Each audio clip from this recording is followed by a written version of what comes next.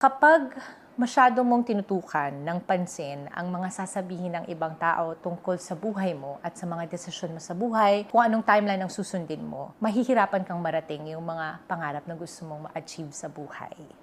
Kasi nakafocus ka sa timeline nila para sa'yo. Ang sabi nila, may timeline daw tayo sa buhay. Sabi dapat ganitong edad ka, makapagtapos ng pag-aaral. Ganitong edad ka dapat nag-aasawa. Ganitong edad ka dapat magkaanak. Ganitong edad dapat magsimula ng negosyo. Pero sino ba talaga ang dapat nasusunod when it comes to life timelines? I was born into a very simple family. Si Papa was a postmaster and si Mama naman ay buy and sell entrepreneur. Lumaki ako sa tahanan na may 3 anak noon. Wala pa kasi si Angeli yung bunso namin ngayon. So I had a sister. Her name was Pebbles. Sarah siya. Diana ako. Si Bam naman was Charles. Parang mga royal names kami. Mahilig yung lola ko at yung tatay ko sa royal names. My sister Pebbles had leukemia at that time. May cancer siya. Namatay siya at 9 years old. Nagkaroon siya ng cancer at 5 years old. At nung time na yon, 12 years old naman ako kasi ako yung panganay sa amin. 4 years later, si Papa naman died at 41. And I was 16. I started being an artista at the age of 12 years old. I was already becoming sort of a breadwinner kasi buhay pa naman si Papa noon until, of course, he had passed and naging breadwinner na ako ng pamilya namin. I got married at 19 years old. I also had Callie shortly after. I've been married to Boyet now for 21 years and I'm only turning 40 in November.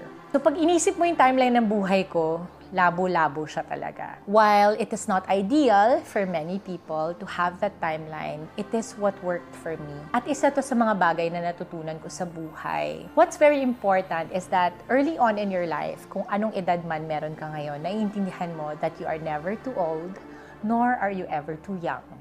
To start anything, to be anything that you want.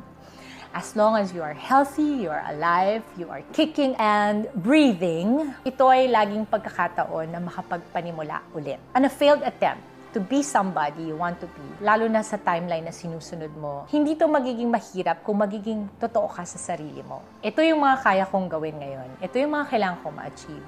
Ano yung meron ako? Isulat ninyo. I like actually writing on notebooks. I'm not a big fan of super tech savvy, especially when it comes to my dreams. I'm very old school like that. I always write it down.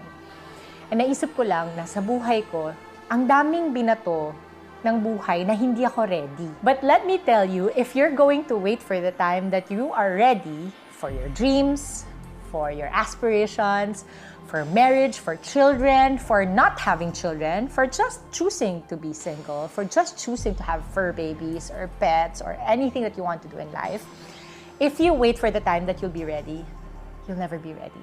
No one's ever ready in life. You really have to do it afraid. I, for one, is a very fearful person. Lahat ng ginagawa ko sa buhay, ikinatatakutan ko. But that fear would always drive me to be the best version of myself. In fact, natatakot na ako pag hindi ako natatakot. For example, I need to speak in front of an audience about my dreams, about my businesses. If I'm not afraid, that scares me. Na hindi ako takot.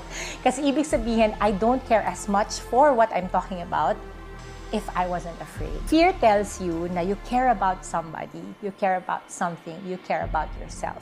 Huwag mong hayaang lamunin ka ng takot. Hayaan mo na ang takot ang maging driving force mo to achieve your dreams. And never ever forget that your timeline is for you to decide on alone.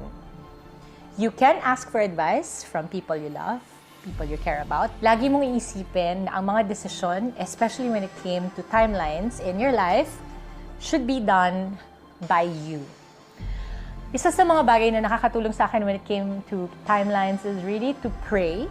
I know it's an old school way of going about things. I know it's a very classic way of going about things. Especially kapag masyadong maraming magagandang nangyayari sa buhay ninyo, nakakalimutan na nating magdasal. But I hope that in your journey to finding the perfect timeline for yourself, you always try to include your faith. Because faith is really believing in something you cannot see. So, habang hindi mo pa nakikita at nahahawakan yung future na yon, panghawakan mo muna yung pananampalataya mo that you are making the right decision for your own timeline.